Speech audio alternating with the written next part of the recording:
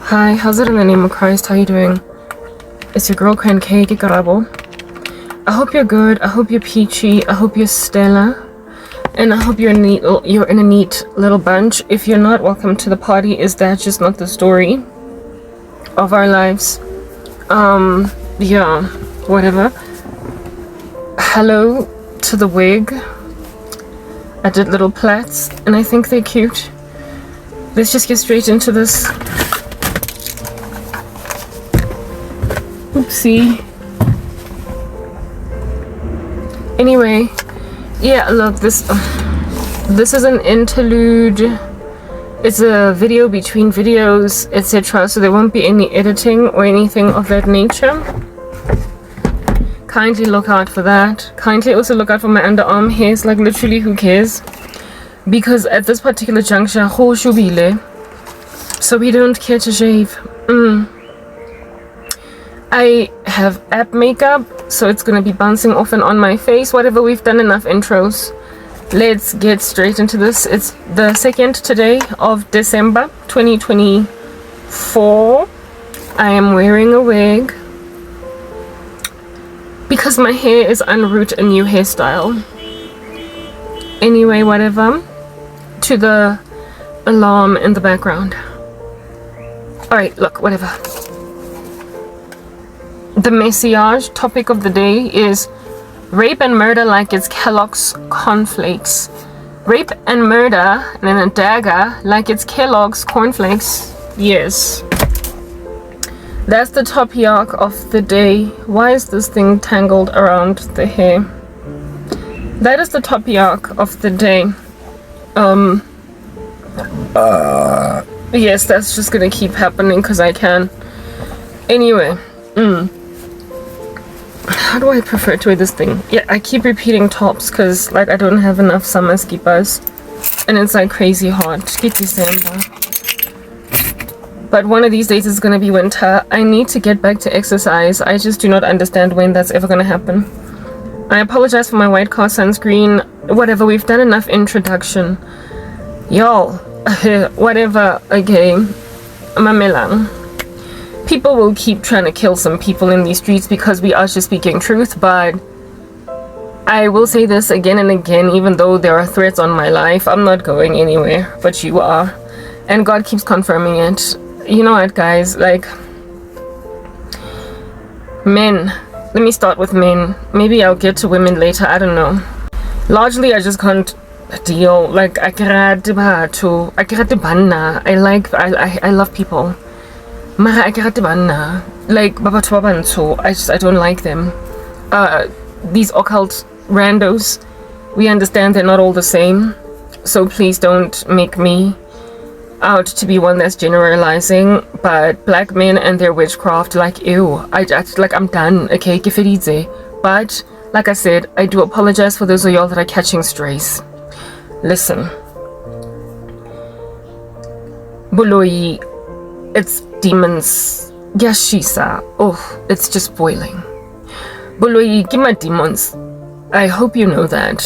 I hope you're aware of it. And I'm wary of like repeating myself time and time again, like my messages. I just keep saying the same stuff, but you know, let's say it again and again and again until maybe it like registers or whatever, because it appears I'm dealing with thick, like super like thick skulls.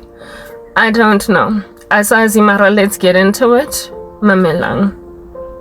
Please have a kind listen. Alright? It is imperative that ears be opened at this present juncture, because this here is not gonna end well. Y'all do know witchcraft gima demoni, right? You know that, right? It's demons. Well, I mean, if you didn't know, now you know. I'm here to let you guys know. And demons are entities that are fallen just like their father, the devil. They kill, they steal, and they destroy. They can do nothing but that. So you cannot dabble with witchcraft and play around with dark arts like a little child, Otopilenka, some poisonous thing on the floor, and then you just kind of flail it around and not expect to like ultimately die as a person. The wages of sin is death, but the free gift of God is eternal life for them who are in Christ Jesus. This stuff eventually results in death, like the final death of your person, but a spiritual death, like a putrefaction, just a graduation from strength to strength and just filth, like just being whack. Okay, it makes you worse and worse over time. Witchcraft is demons, so you cannot dabble with it. You can't dilly-dally and hop about in these streets like a kangaroo with it and not get demon possessed. Demons of which are perpetually investing in people, brand spanking new character flaws, like literally you will be a new person, but as opposed to being one that has turned a new leaf and are jovial to be in the company of, you end up just being something tall. Yeah, you end up just being tall, like that's it. Tall. Proper, I don't have any other word. You end up just being a thing, like something that is just like anbonagali and sabugegi. Your characters are just so overwhelmed, you are taken, and then when you are in the midst, in the company of, in the climate, right next door to a Christian more so, do you just bring out whatever? But the random, malevolent, diabolical thing that you ultimately became, you cannot play with entities and anticipate that your whole personality is not going to change. And the sad and disquieting thing about personality changes is that sometimes they manufacture criminals out of people. You will literally end up murdering a person or two or raping a person or two. Like I said over there, rape and murder like it's Kellogg's cornflakes. You eat it like it's breakfast. You eat it like it's dinner. Like I don't get it. You think it's nourishing, except for you, it's what you consider to be a necessary evil. And like, at what point did that become a thing? No, come on, let's have a discussion. Like, did you at any given point in your upbringing on the come up, like as you were being raised up in these streets, ever fathom yourself as that random weirdo that everybody's gonna be out here gossiping in the streets because you killed somebody? Did you ever think it would be you? I mean, proper, you called yourself a stellar citizen, a law-abiding citizen, and you wagged your heads when everybody else was out here killing some people. I mean, were you not all judgmental when Oscar Pistorius killed Rieva Steenkamp? You were, but look at you go now. I mean, Papa, like, at what point did you become this thing? Mamelang. I keep repeating myself and it's very exhausting. You are diabolical, you are nefarious, quite malevolent, spectacularly evil. And in all this wickedness that you walk in, you cannot for the life of you imagine that this here thing is a going concern.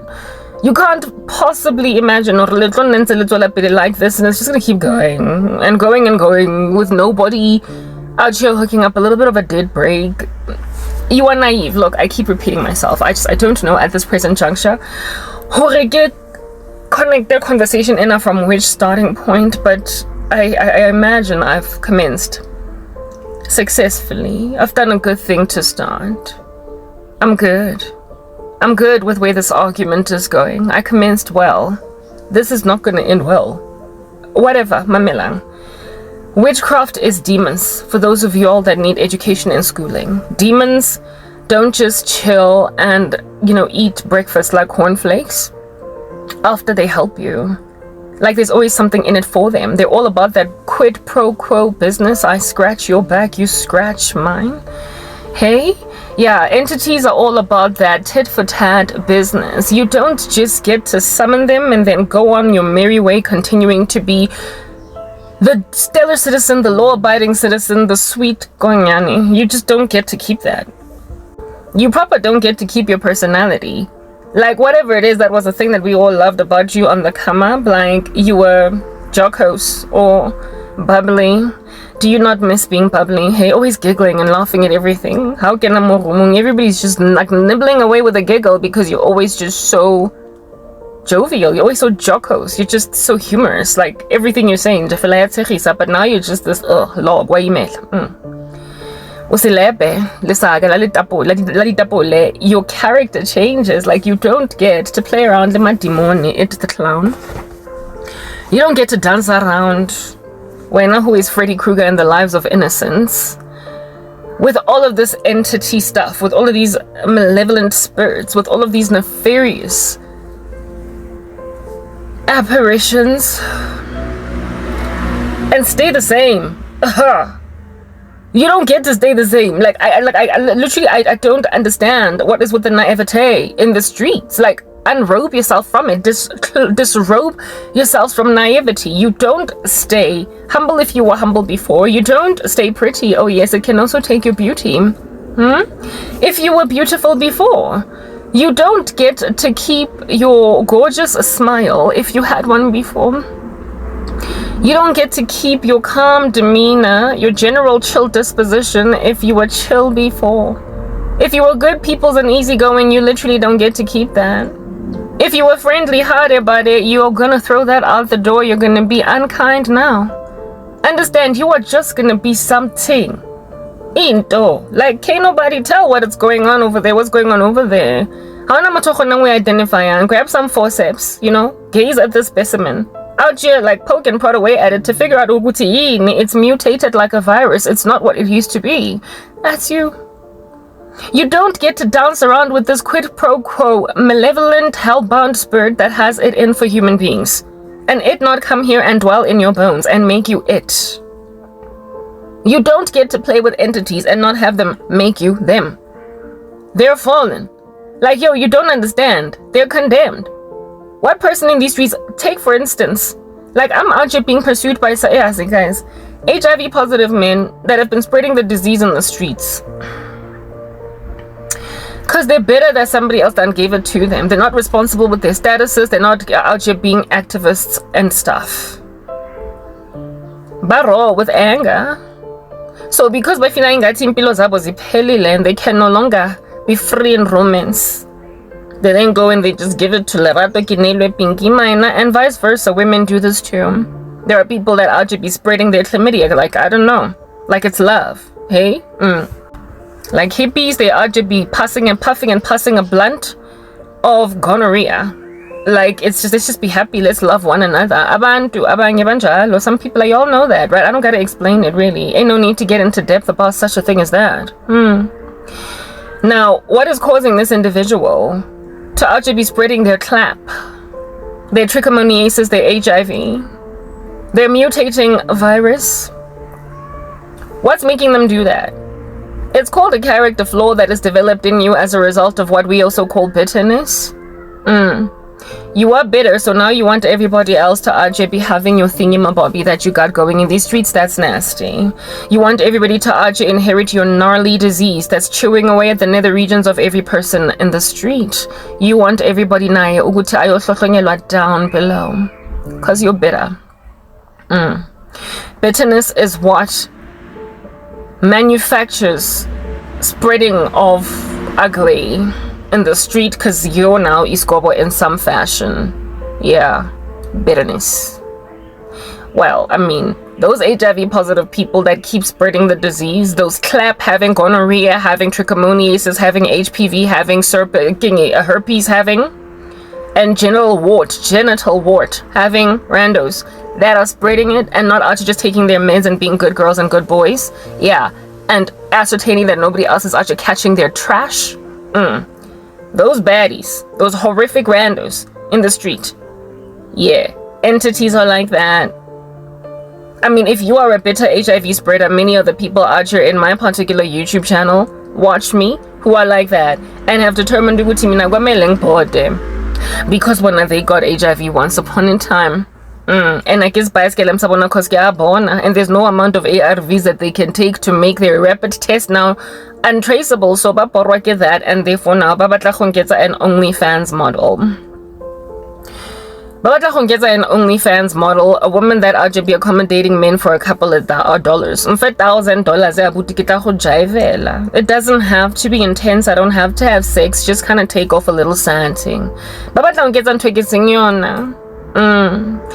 Because I feel entitled to my compromise, my settling, my beneathing. Because really, it's quite beneath me to do stuff like that. Yeah, but just give him Zimbabwe to some dude. Because, I mean, girl gotta do what a girl gotta do in these streets. They're doing that because they're bitter, okay? Yeah, they cannot deal maturely with their pain, and so they are just be trying to make all of South Africa go through their trash. Yeah. Well, if at all you can gaze upon your gangster heart, you who are spreading a disease, and realize that, oh my, I am that pathogen, that contagion that is in the sky out here being airborne and therefore infecting everybody. So I'm therefore that which takes everything with me to where it is that I am going. Never land in disaster zone bitterness. Then therefore, I must be the be-all and the end-all of the worst thing that can ever happen to the human race, right? I mean, you can at least come to that conclusion, that if you're busy spreading a disease because you are the pathogen, you are the contagion, you are the thing that's spreading, that nobody out in these streets is aware is about to end their lives, you at least ought to have some kind of realistic mindset in your brain, that that is trying to make you are the blight of society, the stain of the earth. You are the thing that everybody can do without, good riddance, but unfortunately, look at you, just continue to thrive. You are everything we are all trying to get inoculated against. We are thoroughly trying to get vaccinated against you, but look at you grow and grow before we find a cure. You are that thing. You have at least awareness that you are that thing. I mean, come on, get to that point of gauging that you are at least that thing. Be honest with yourselves. Now, entities being like you also are trying to take all of you somewhere where they're going, because they are bitter, because they've got the tantamount of a disease that they're spreading. They have got eternal condemnation for like a whole inheritance. They have had God build them this place called a lake of fire, and it's made for the devil and his angels. In that place, people will just be there forever and ever, and the fire does not end. It does not stop burning. The fire does not consume. The worm dieth not in that place. The smoke of their torment rises up forever, and there is no rest for them day and night. It's really quite torturous. I mean, when you know that that's where you're going, of course, that's what's good. Yeah. You are going to, in that bitterness, given that there's no coming back from that, given that HIV is incurable and everything, given that there is no coming back from that, you are going to then, if you're malevolent, if you're nasty, if you're sinking and are crazy, you are going to ascertain, insist, make certain that everybody that you can possibly bring in your bandwagon of nasty goes where you're going.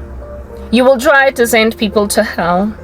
But there is no going to hell when you're all pure and lovely. There is no going to hell when you're all consecrated to Jesus. There is no going to hell when you're all stellar and peachy. There is no going to hell when you're all loving your neighbor as yourself. When frankly you are out here being propitiated for, you're not going to hell.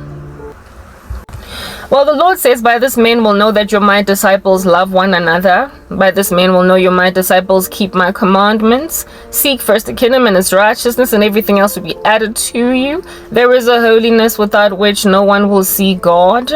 Yeah, the Lord makes it clear that without confession and repentance, there is no remission of sins. So essentially, if you don't bear fruit, like it's written in Galatians 5 and also in John 15, you're not a disciple. What are fruit? I have spoken these messages in the past and I'm quite exhausted repeating myself, but nonetheless, let's just dig in anyway. Yeah. The fruit of the Holy Spirit are love, joy, peace, gentleness, kindness, long-suffering, self-control, goodness, and faithfulness, and against these there is no law. The way that they're so lovely, I only have memorized them, but I have not memorized the fruit of the sinful nature, so we'll just go into Galatians 5 to help you understand what the opposite of that is, what the antithesis of that is. We're going to go to the book of Galatians in Galatians 5 and read you the fruit of the sinful nature, which are imperative to nicely condemn you eternally. It is against these that you will be sent to eternity. It is by your works and your deeds that you are going to be sent to hell. And when you walk in these in increasing measure, literally, I do apologize. You are not born again despite having a profession of faith on your tongue. Okay. It is written in God's word that by this, you will know them by their fruit. False shepherds will go out there as ravenous wolves, however acting like little sheep. And the Lord makes it clear to us as saints that because of such a world as this, that we must be, seeing as he sends us out in that world of crazy. I've sent you out there as sheep among wolves, therefore be innocent as doves, though shrewd as a snake. We therefore have to rock up here and bite you, hissing like a snake, to tell you where to get off, but also be pure. So in so biting your head off, or your heel, or striking you, frankly, to the abyss, if I'm out here making like a pure anaconda, constricting your vessels, your blood, your bones, and crushing you to a fine powder, pulverizing you. When I'm doing that, I do that also in a spirit of holiness and righteousness, because I'm in a spiritual war. I am presently wearing the demeanor of a shrewd snake, because y'all gotta be caught out and called out for all that cray-cray that you're walking in. The bungatalona that you are wearing in broad daylight that are causing everybody to wonder, but like, what is with the nakedness? I do apologize, no. We are going to wash them in broad daylight, seeing as you insisted on wearing them in broad daylight. You are brazen. You've got a bravado. You are no longer even hiding your cray-cray because you feel like it's a necessary evil to finish what you started. I'm sorry, I'm gonna be the one to end you. Make me run around like a headless chicken on the spot, fleeing from death curses. There comes a time when you endure a child of God through so much hardship that they eventually develop what are called calluses. There's this wonderful woman on YouTube that does fitness. She does calisthenics. I think that's what it's called, right? Where you use your own body weight to help yourself along. This lady Chica, back when I was busy working out, I need to go back to exercise. Let's just put that out there. I was trying to make like her. She was at some point kind of, you know, chubby, and then she became nice and strong on nothing but calisthenics. No weights, nothing, just the use of her own body weight, and I was all encouraged by her. Okay, this wonderful female is like this gorgeous lady, right, that you be expecting will have this wonderful, like, you know, nail manicure. She's like generally well done, you know, face beat and everything when she's not busy exercising. She's a glorious looking woman, but a woman whose hands look nothing like her face.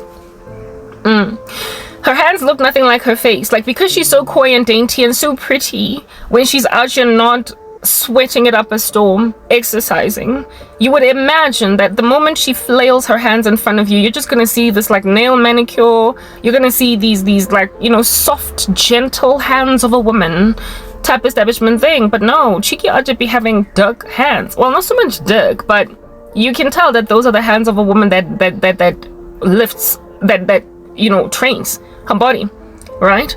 Her face will speak a different volume from what her hands say.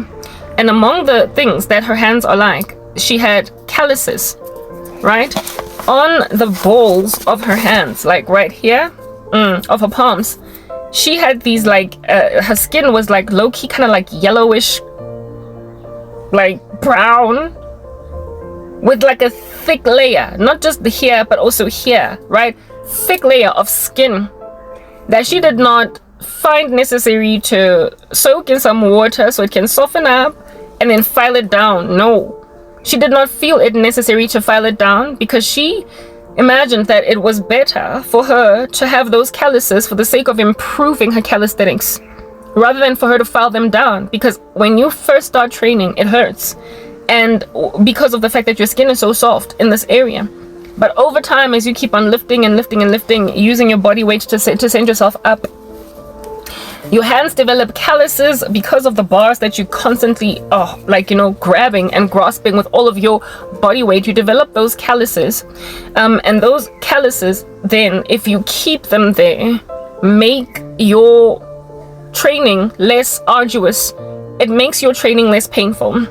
It makes your training less, like your sets that you repeat, you can do more of them, 16 instead of 8.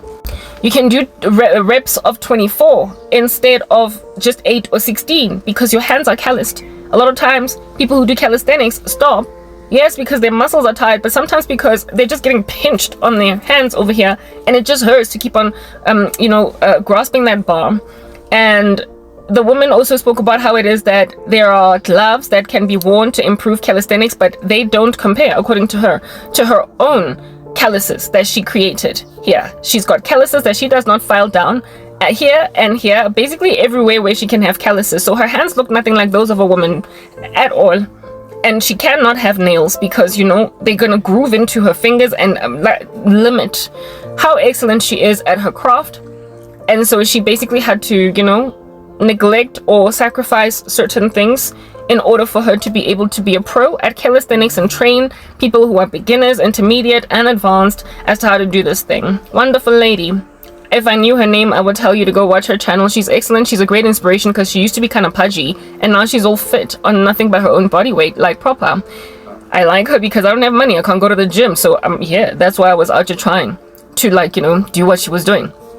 Anyway, whatever. Cool beans and bananas. Yeah, that cheeky spoke about how calluses are better even than the gloves that they make, especially for people who train, who lift DTP and deal with therefore that pain. The gloves are to prevent you from getting hurt, but she says that if you just endure the pain for a minute and then gain calluses, those calluses, your own natural calluses, function better than those gloves. All you need is a powder to make sure that you're not sweaty, and then you are just be, you know, lifting your own body weight on some kind of a bar and killing it in the gymnasium that is right inside your own household.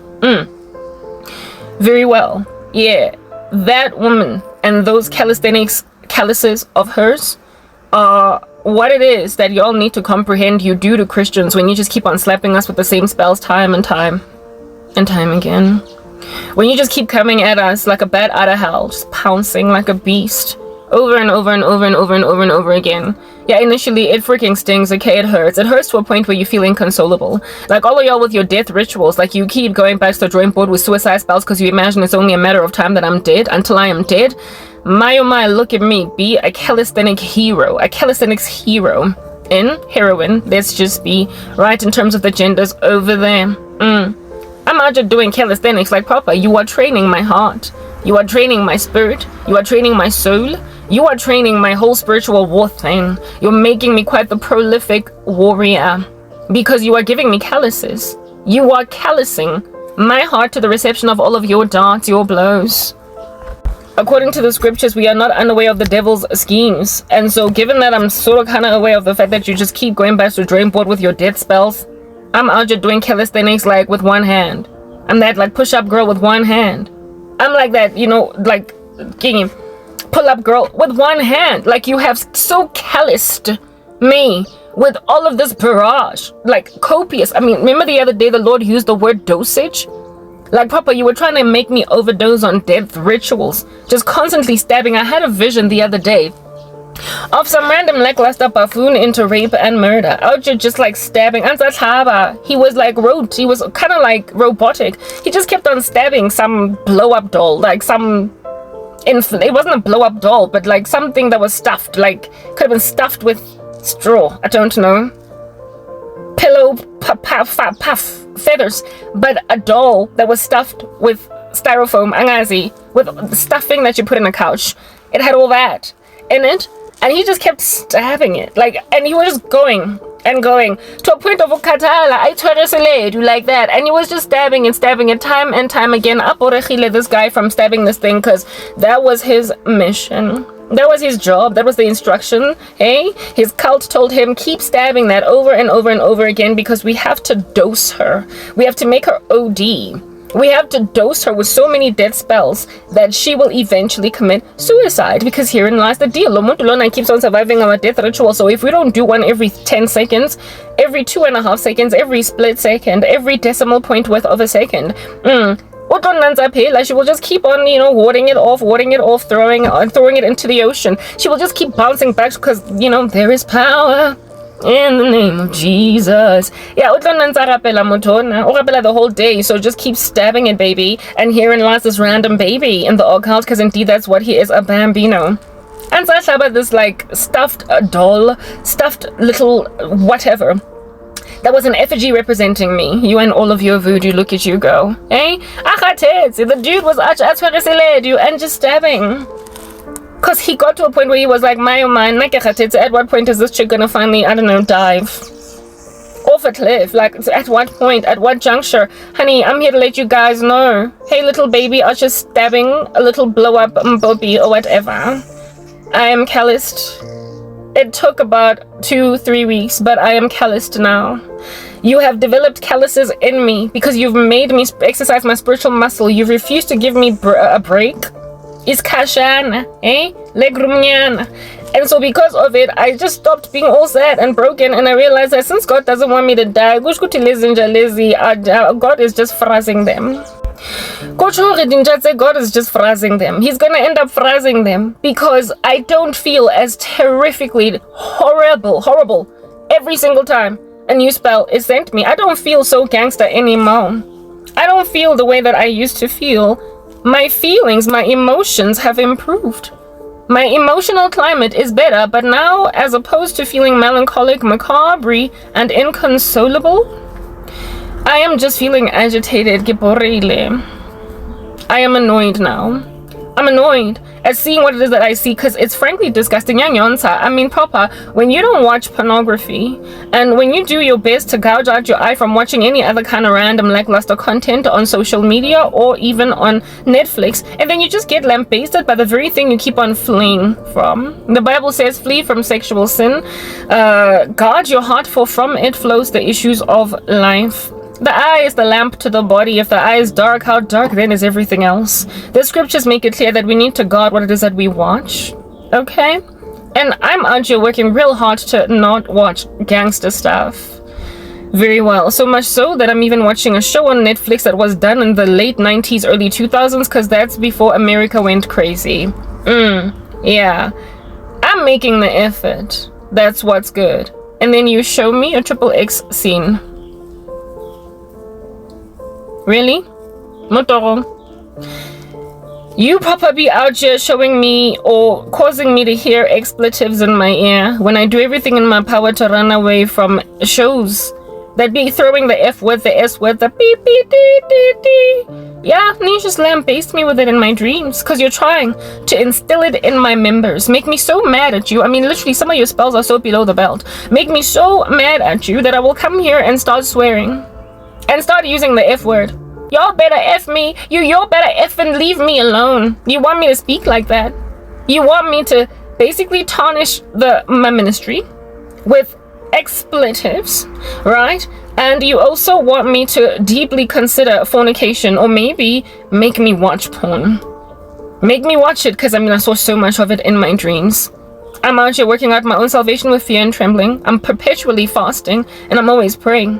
So therefore, I am not under here some kind of a spell or a curse, or dealing with a night husband, whatever these people are calling it. This is a demonic attack where people are out here showing you a porn flick when you are trying to walk away from any licentious content on the internet. I mean, proper. I therefore, as opposed to this time around getting all melancholic and macabre and fearful, get shaking like a leaf. This time I just get irritated. Like, it's annoying. Like, ew. It's annoying. It's annoying. Like, when I was working in Bank as a student, I was 19 years old. There was this one guy that pursued me in the store where I was working. I thought he was good people's. I was like, sure, I'll give you my number. He was cute, he was tall, whatever, so what? I'm in the world and recreational dating is a thing. I need a boyfriend. I give this guy a chance. First date, he picks me up. After work, I'm thinking we're gonna go Kopanarotis, eat some pizza, and then he'll drop me off at home. No. The dude takes me to Alex somewhere.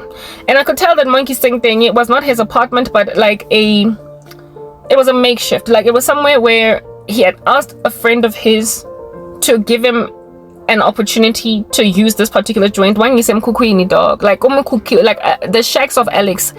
I have never, until that day, seen the inside of a shack. I could not understand what I was doing in Alex. This dude definitely did not live in a shack. He had his own house, but he had friends. But yeah, he saw it fit to go and grab a woman that works at a retail store, a snob. Go Rosebank. And put her kumukukung. That was the first turn off. Okay, fine, whatever. Alex, I don't know what's going on. And then the dude grabs his laptop, opens it, and then I thought we were gonna watch a movie on this laptop. I'm already really uncomfortable because I'm in a shack. I'm scared to say anything. I'm starting to feel like if I scream or if I say take me home, he might get violent. And I mean, where am I gonna get help here? So I'm acting cool. I know that this here date is not gonna last more than 1 hour. This guy's gonna have to take me home in about an hour or two. I could try high. This guy needs to take me home. Oh, he like proper. He did not give me food. The bugger didn't even feed me. We are just sitting on this weird bed with some strange. Yo, I can say bikini blanket. It's like, okay, guys, I'm in a shack. Like, what is going on? Hi, Hampi. Those are y'all who live in a shack, but you don't just get to grab a woman that lives in a brick and mortar house with a functioning toilet, a bathroom, like a full whole bathroom. You don't get to put a woman that's accustomed to that kind of lifestyle and not have her get some kind of PT freaking SD, like proper. Anyway, whatever. I'm in this shack. I don't say much because, you know, How it's about you don't know what a guy is like, so you don't want to trigger him. You don't want to make him suddenly pin you down and have you kankani. Yeah, so thoughts started to run in my mind that this dude could rape me if I don't act like I'm cool, if I don't act like I'm chill. So I'm freaking out and I'm sitting on some bed. Like I don't, guys, what I took a shower when I got home. I didn't understand what get da. And this Oki opens his laptop. And I'm thinking, a movie. And I told myself that after movie, I'm gonna be like, okay, I'm tired now, let's go home. Hi, thanks for the movie. But no, it wasn't a movie, or maybe it was, but it was not the kind of movie that a movie would be. He made me watch porn. I need to pee.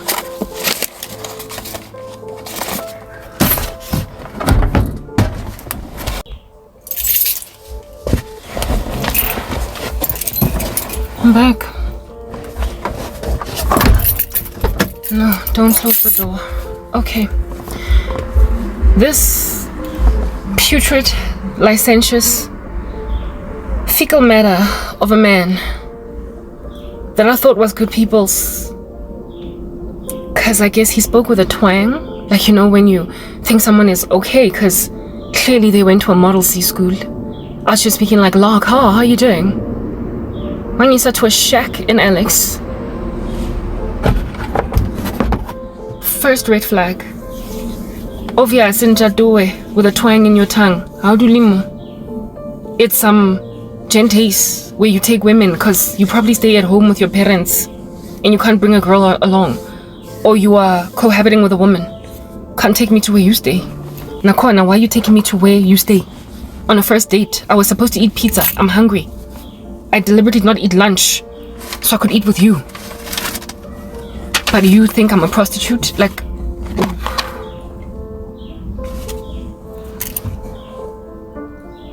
this menacing psychopath made me watch pornography.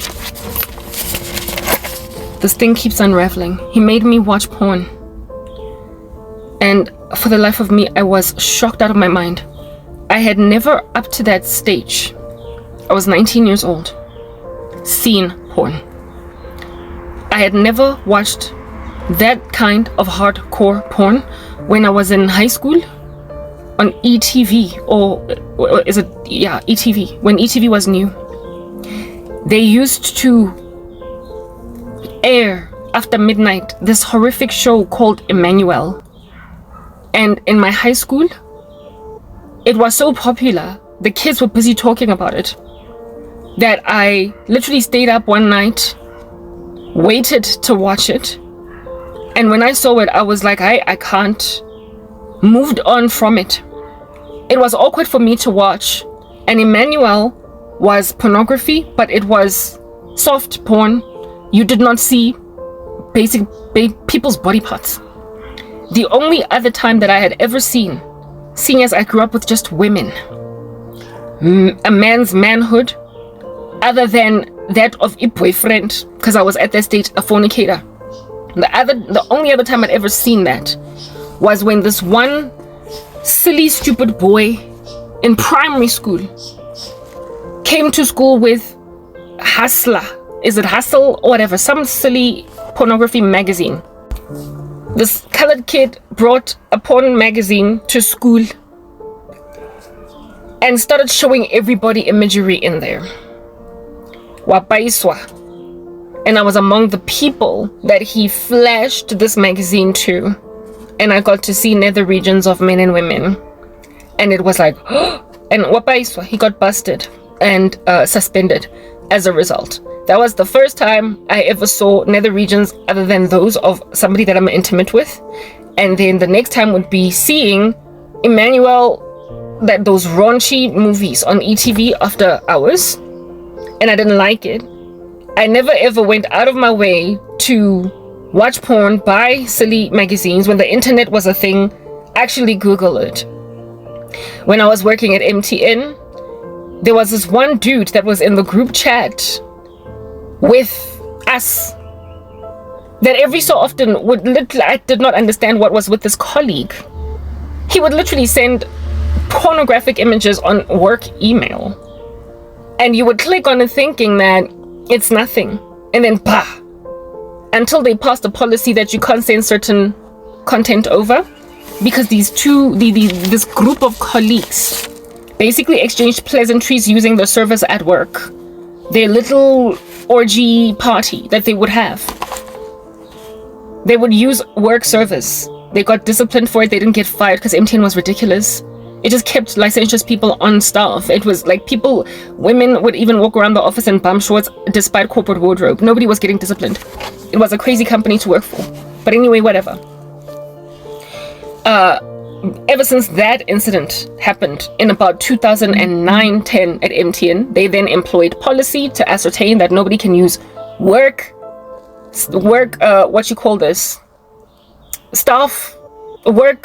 resources to proliferate such licentious content. So there was a malware? I don't know. Some kind of thing that they installed to double check to see if something is okay to open. And if it's not okay, the email will bounce, it'll refuse to send, and the person will be flagged for random strange activity and likely even be put on some kind of disciplinary process. That's what it is that was. What I'm trying to explain to you is that happening upon pornography was always a happenstance for me. I stumbled on it, and people I just spoke about it in school, checked it out on ETV, didn't like seeing it. But I, even at that stage, had not seen that kind of pornography, for crying out loud. And this dude etched an image in my mind that I cannot forget. Wangwanisa, a threesome, 2 men and 1 woman, and the stuff that was being done there. He was talking about it and got to be watching a movie. And some, oh my goodness, no, I can't believe that the guy shot the dude. Oh no, run. No, look behind you. You know how you would comment in a movie when you're watching just some thriller or whatever? Look behind you. This dude was commenting on this porn thing that he was making me watch. Like, let's say John Wick, or Meet Joe Black, or Ghost, or Ocean's 11. He was thoroughly making commentary about pornography like the way that you would make commentary about any other movie. I can't even tell you what he was saying because I'm a Christian ministry, so I'm not gonna. But goodness gracious, all I could say was, I didn't even say anything. I would just be like, okay. I was so uncomfortable. It was clear that this guy was trying to rise me up. He was trying to rouse me up. It lasted about 15 minutes, upon which he eventually realized that I am perturbed. And so he closed his laptop and, by the amazing grace of God, packed even me and sent me home. Guys, that dude, basically, we tekile. Given that he had hired that shack or asked his boy to give him the keys to that shack so that he could go and have a girl that he just picked up got Rosebank the other day for the night. And then guys, I can see why that guy thought that he could do that with me, but he didn't. He looked like he could have been, I was 19, he looked like he could have been 21, 22, 23, angas. Age appropriate. I was just a chick that could have been his girlfriend, and instead he decided to show me porn. And after I clearly was uncomfortable, he just packed me up too, just like he packed his laptop, put me in his car, and drove me home. Thank God he took me home. He was done with me. He made it clear that you're not barging. Thank God he wasn't a rapist. Thank God he wasn't a rapist. Thank God he didn't have me anyway. But he was certainly a sexual deviant, despite not being a rapist. I dodged a bullet. It's still to this day, I don't know how I have not been raped before. The things I've experienced. Yesterday I told you the story about the 2 guys, Kosanton. The one on which I was on the date got irritated with me, refused to take me back home, despite picking me up at home. He too did not feed me. We were supposed to be going on a date. We were supposed to be going on a first date. And he too did not feed me. Instead, he took me to Santon. In some Lani neighborhood there. It looked like it could have been Morningside. And he wanted to He wanted to have sex with me at the apartment of his friend, and got irritated with me when I said when his wife, the friend of which, his wife was home. And so I overheard his wife telling him, no boy, you can't bring a chick over because Umfazwam came home early. I didn't expect her to come home. So this dude was like, okay, sharp. Next thing he takes me outside. We go back to the car. I thought we were going to go and hang out like at a braai establishment with other friends of his. That would have been an okay place to chill, but feed me, give me braai meat, for crying out loud. Ne papa. You don't get, yes, these guys, they will proper take you out of your mother's house and take you to a hotel. To make it clear, Uguti, I'm just trying to hit that. Yo, takes me to his car. And then talks to me, not in the car, but outside as we're standing. I could see Sandton City, that you know, that Sandton City text on that building in the near distance. Yeah. And this dude was like, okay, we can't go into my boy's house. We're gonna have to book into a hotel. I was like, dude, you picked me up at my mother's house. I'm thinking, we're going on a date. We're gonna go eat dinner. And then you're gonna drop me off like a nice gentleman.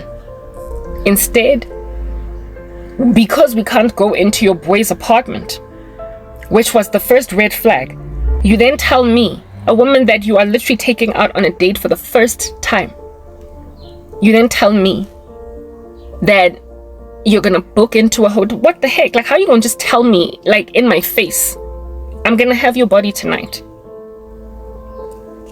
I was like, dude, I'm not having sex with you tonight. And then he was like, then I guess there's nothing that we're doing here. And he left. He picked me up in Florida Rodipot and gapped me in Sandton. In that area. He came with his boy of which was the driver of that car. His boy then was like, okay, it's fine, I'll take you home. I told you guys that story. I get in the car, he gets dropped off in Linyake. He lived in Sandton, in some Lani house. And his boy dropped him off at home. So the two of them traveled to pick me up, and they said, we'll use your car, boy. I'm just gonna go pick her up and I'll smash her at Spanban's apartment. Found out that Spanbani's wife is back home. Could not therefore bring some strange Nyatsi. Then says he wants to take me to a hotel. Tell him, no, you're not gonna get that. He then tells me, whoops, there's nothing I can do for you. And then the friend goes and drops him off at his house. I'm like, a man that lives in a house like that definitely has his own car. A man that lives in a house like that definitely has his own everything. Gate and everything. Basically, I concluded only at this stage that he was a married man because he got dropped off at his marital home. In some Lani home house in Morningside, Sandton, or Sanding Hill. It was in Sandton. Like I said, looking up, I could see Sandton City. I could see that building that says Sandton City. What drop way home? And then his boy, I'm thinking at least he's got a decent friend. His boy puts me in his car and we start driving Wangena, and he on-ramps onto the M1 highway, and I'm like, that's the wrong way home, dude. And then he's like, no, I just want to first hit a curb. These dudes and Alex. I first want to shop around. Look at Alex. I was like, you are not going to take me somewhere to go and have sex with me. And I started to act a fool, flailed myself around, and told them that I'm going to cause a scene right here on the highway. Open your window. Tell people that I'm in danger. I'm being kidnapped. If you don't, stop this vehicle. Turn around. And essentially, like, I told him, take me home, because this is not the way home. And then he was like, Suga, Florida is too far. If there's nothing in it for me, it's too far. You little buggers picked me up at home in Florida. And it wasn't too far then, was it? And now he's telling me that Florida is too far. So I was like, fine, then take me to Sandton City. And then he took me to Sandton City. And I was chilling at the library there until I called a friend that picked me up. A guy that had a crush on me. I told you that story yesterday. But basically, these pornographic men that have such little respect for women that thoroughly I'll just be picking you up on a first date and make it clear right then, me, I don't date. I'm just trying to hit it. So if you're not gonna cooperate, you should have told me that over text. You should have made it clear before picking me up that this here is a sex date, so that I could make a decision if I'm gonna go with you. But instead, you hit me with a curveball, you surprise me, and then you ditch me at Sandton City. Yeah, okay, cool. My experiences under these random lackluster buffooneries, I keep on seeing them time and time again in dreams and visions concerning what these men are out here doing, or at least trying to do with me. I've had my fair share of random rubbish, and some other dude thoroughly out here took me to a shack in Alex and tried to have sex with me by inspiring arousal in my body. Angbons has some pretty hard knock porn of which I had only up to that stage never seen. I'd never seen anything like that, and this dude made me watch it. But thank God, unlike the other dude, he took me home. That's why I don't know how I have gotten to the age of 40. Ginga so ripiwi ginga langwa kisagatwa. I don't know how I got to 40 without being raped. I can see how I got from 30 to 40 without being raped, because I've been suffering a lot in this season, and I've been very extremely guarded, and I don't go on strange dates. I have not been with I have not been in the company of a man alone for literally 10 years. So the past 10 years I can understand. I've been very extremely guarded, but before then, where I was still kind of free, hopping up and down with some trust in my bones still for men, yeah, I dodged a bullet. Because I've gone through the most at the hands of guys. I've dodged a bullet. I'm just grateful that the guys, even though they had licentious intentions, they weren't rapists. They would not go all the way to a point of pinning a woman down. But I was literally, with a country filled with men like that, it's only a matter of time before you meet one that's going to be like, you are coming to Alex, and then pin me down right there. Yeah, it was only a matter of time. Up to that stage, I had only ever been with those that try to suggest it really hard knock and then ditch you on the side of the street when you don't want to do it, but not go all the way. But I kid you not, amidst this plethora of baboons, there are those who finish it. And Imanje, like when I started speaking here, I was speaking about how you don't get to practice sorcery and not anticipate that your character is just going to fly out the window. So you who has it in you to pick up a woman from Florida and then ditch her at Sandton City because she wouldn't have sex with you, honey, when you start using witchcraft, you're gonna rape. You're gonna go all the way. Whatever might have been the existing character flaw that you had, it's just going to magnify. It's gonna grow steam. It's gonna grow fur. It's gonna have peach fuzz. You are going to become a more diabolical version of your original self. And whatever good you had going down for you, forget about that. Forget about that. It's also flying out the window. Like I said earlier, the fruit of the Holy Spirit is love, peace, joy, gentleness, kindness, long-suffering, self-control, goodness, and faithfulness, and against these there is no law. But there are fruit of the sinful nature that only magnify in a person when they dabble with dark arts. Because you're dabbling with demons, and when demons come into your ecosystem, they possess you. And because they are malevolent, fallen spirits, all they can be is this filthy thing. So you just magnify in these traits, in these character flaws. I don't understand it. I thoroughly don't. Like, literally, I am at a loss for words concerning the activity that you are walking in at present. It is very, very confusing, especially considering you think you're okay in the sight of God. Or maybe that's just the problem right there. You are nihilistic, right? You don't think that there is anything that goes down when you pass away. How can you believe that? Like, you know what? I am weary, exhausting repeating myself. How can you possibly believe that nothing happens when you die, when you keep on dabbling with spirits? On the day you consulted a sangoma, on the day you worked with entities to mobilize things in the physical realm, having commenced them, however, in the spirit realm, you ought to have known that there is a spirit existence. So therefore, if there is a spirit existence, how can you possibly be nihilistic? How can you imagine that you pass away and then nothing gives? Nothing happens. Like, it's just a dead, like, flat line. And that's it. Like, how in the world, when you mess with spirits, can you possibly reach a strange, anomalous conclusion that nothing happens when you die?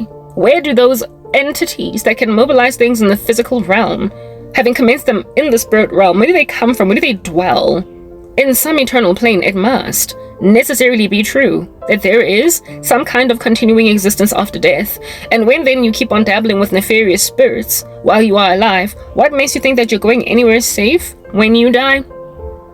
Why under heaven would you trust perishing when you keep on messing with dark arts? I don't get it. Because look at these entities that you utilize in order to destroy people's lives, crash and burn entire innocent lives. Look at them. Are they not scary? If at all they were in your backyard, would you not hop up and down like you are oil on a frying pan? You would. Why? Because they are things that go bump in the night in the lives of the people that you victimize with them. You use entities to destroy futures, careers. You use entities to sleep with women by force. You are rapey in the spirit, albeit being scared to rape in the physical because you don't want to go to jail. So you use Korobela and all that jazz. Yeah, I mean, these entities, as forceful as they are, malevolent as they are, able to steal as they are, scary, eerie, creating poltergeist activity in people's lives as they are, why, oh why, would you dabble or threaten yourself with the prospect of being in their midst once you die? Would you want to be in the same company of the same entities you send on people at death? Of course not, because they're diabolical. You know that. You know that they're filthy. So really and truly, at a minimum, you ought at least anticipate being in the midst of all of your demons when you die. At a minimum. But really, there is a maximum, there is a height, there is a truth. And herein lies the truth. You're not even going to be placed in the midst of your demons when you die. But you ought at least at a minimum anticipate that, because they definitely exist. In the spirit realm, you've proven that. You know that when you die, there must be therefore some kind of spirit that exits you and then exists in the spirit cosmos. And with it existing in the spirit cosmos, you will then necessarily be reconciled to the entities you kept on playing around with. That ought to be your minimum theology. But here is rather the truth. The truth is that it is appointed unto man to die once, and thereafter is the judgment. And that when you are absent from the body, you are present not so much in the company of entities, but of God. To be absent from the body is to be present with the Lord. So just to anticipate at a minimum the existence of, not the existence, but the veracity of you going to some spiritual plane when you die, you already ought to be nervous about that. You already ought to be disquieted about that. Because you certainly don't want to hang out with the entities you send on people at a minimum. But it gets worse. Because you will not be in the presence of Satan when you die, you will be in the presence of Jesus Christ. And like I said yesterday, do not be caught dead without the Lord. He is wonderful, he is merciful, he is meek and he is lowly. But he is just to the wicked. He is wrath to the wicked. To the wicked, he is comeuppance. To the wicked, he is recompense. To the wicked, he is an all-consuming fire. To the wicked, he is judge. So, no, you don't want to be in the presence of the Lord without being in right standing with him, while dabbling with entities that he has condemned for all of eternity, messing with banished entities. In the presence of the banisher, the climate of the one who sent them away, to be absent from the body is to be present with him, not with Satan. And he is the creator, the be-all and end-all, the alpha and the omega. He is omnipresent and omnipotent. He is God. And he is going to tell you, depart from me, worker of iniquity, I never knew you. Because you kept on walking in the fruit of the sinful nature, out here, dilly-dallying with entities that can do nothing but manifest their fruit of the sinful nature because they're done for.